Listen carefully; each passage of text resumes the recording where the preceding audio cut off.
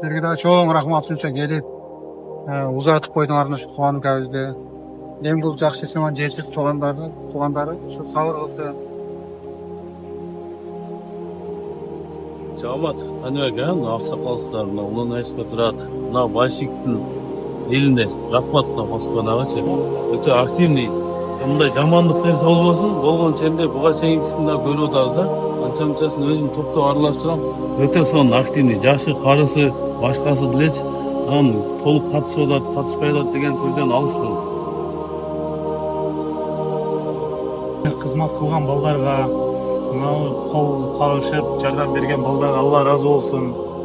Мындай алыс жерде жүрөбүз, бөтөн жерде бири-бирибизди колдоп, жамандыкта, жакшылыкта көбүрөөк ушундай биримдикте ынтымак болуп, ушундай жүрө берели.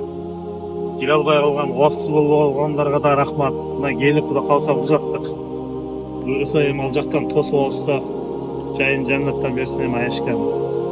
Туугандарына сабыр тилейбиз, кайгыларын тең бөлүшөбүз. Бул да бир ынтымакчылыктын белгиси да.